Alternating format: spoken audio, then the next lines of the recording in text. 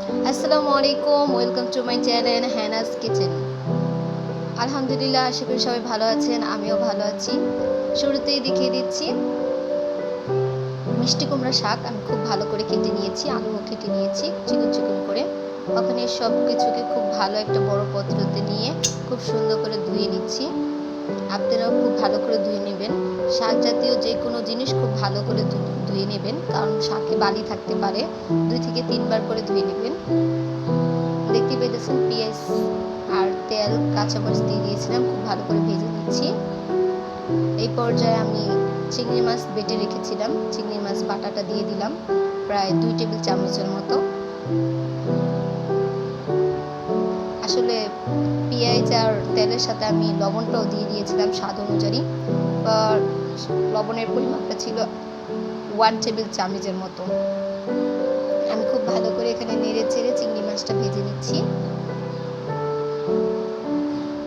হাতে আজকে অনেক কাজ, তো তার জন্য একটু বেশি করে ফেলেছি। আপনারা একটু বুঝে নেবেন। তেল আর পেঁয়াজ খুব ভালো করে, কাঁচামরিচ খুব ভালো করে ভেজে নেবেন। তারপর চিংড়ি মাছটা দিয়ে দিবেন।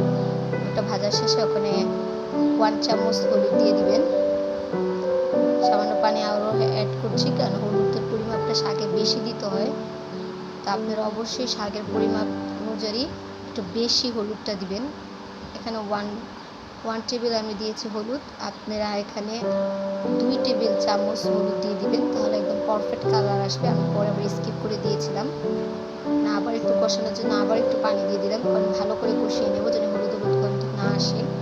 এই পর্যায়ে কষানোটা কমপ্লিট হয়েছে। এখানে আমি আলু দিয়ে দিতেছি আগে থাকতে।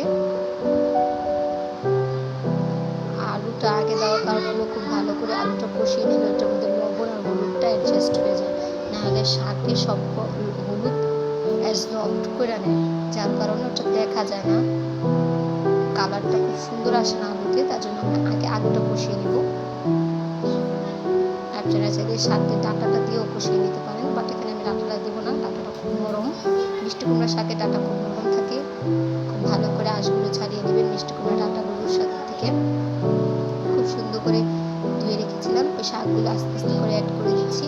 খুব ভালো করে অ্যাড করা কমপ্লিট। তাকে ভাপিয়ে একটু কমিয়ে নেব, তারপরে খুব সুন্দর করে নেড়ে চেড়ে নেব। দেখতে পাইতেছেন এখানে আমি নেড়ে চেড়ে নিয়েছি, ভাপে একটু কমে গেছে শাকটা। এই পর্যায়ে আমি প্রায় 10 মিনিট ভালো করে কুক করে নেব। পানিটাও অ্যাড করে দেব। এক মগ পানি আমি অ্যাড করেছি, বেশি পানি অ্যাড করবো না। শাকে পানি আপনার বেশি অ্যাড করলে ঝোলটা বেশি থাকলে ভালো লাগে না। এখানে 1 কাপ কি 1.5 কাপ আমি অ্যাড করে নিয়েছি। এটাকে ভালো করে নেড়ে চেড়ে কমপ্লিট করে দেব। কিছুক্ষণ 10 মিনিট ভালো করে জাল দিয়ে, বেশি জাল দিবেন না, সবুজ সবুজ না থাকলে শাক ভালো লাগে না। মাশাআল্লাহ।